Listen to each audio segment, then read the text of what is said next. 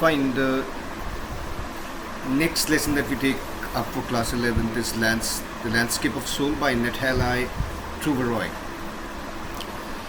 And in order to understand this lesson, there are a few things that we need to form the basis of our understanding.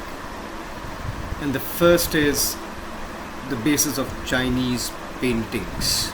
Mind you, the chapter is The Landscape of Soul. Landscape is a view, a sight. Now here, the author, by way of a few anecdotes, attempts to talk us through what this inner soul is, which is depicted in paintings.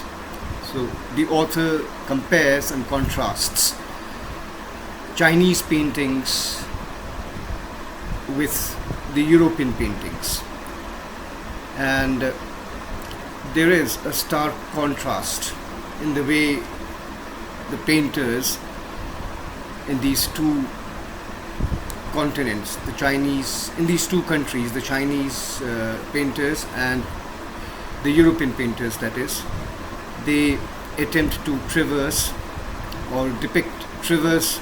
the landscape or depict the nature around.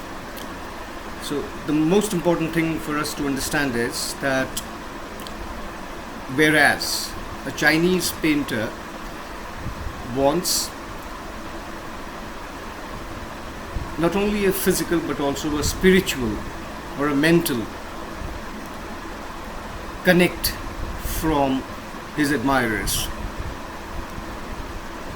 the European painters only looking for illusionistic likeness, or their attempt is to depict nature or the outside world or the world that they plan to depict as it is.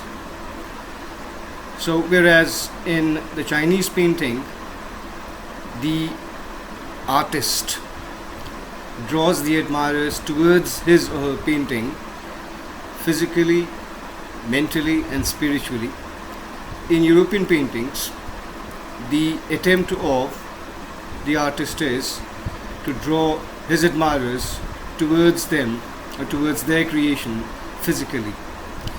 So the European painters make an effort to depict the nature as it is in exact resemblance, creating an illusion of likeness. But this is not so in the case of the Chinese painters. And this particular contrast, this very important contrast about physical and mental involvement in the Chinese paintings as compared to physical involvement in the European paintings, is brought out by way of a few anecdotes, 3 in all, 2 about Chinese painters and 1 from the European painter. And thereafter the authoress Nathalai Truvaroy then moves on to talk us through the basis of Chinese painting, the foundation, the basic tenet on which all Chinese paintings are based. We will go through that fundamental concept also, what that fundamental concept is. And thereafter, the author Nathalai Truvaroy also takes us through the creation of the artists who haven't had any formal training, which the authoress calls brute art. So to begin with, let us be very clear about, in order to be able to understand this lesson, the basis of the paintings, that is the European paintings and the Chinese paintings. First of all, we must understand that Chinese paintings are based on something called Taoism. Now, Taoism also means landscape. It also means landscape. It's here. It basically means landscape, but it is not uh, a real landscape. It isn't. It is a view of the universe. Though it means a landscape, it doesn't represent a real landscape. It is a view of the universe. And in order to understand Chinese paintings, we must first understand what Taoism is. Now, Taoism is also called Shan Shui.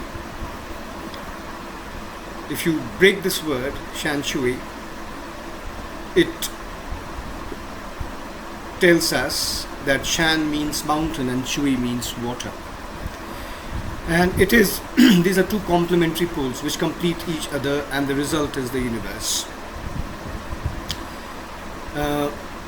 It is the meeting point of these two concepts, mountain and water, that creates the universe as we know. Now, to move a little further, you must understand that mountain as one pole and water as another, when they meet, they create the universe. But the point at which they meet is a huge gap or a void.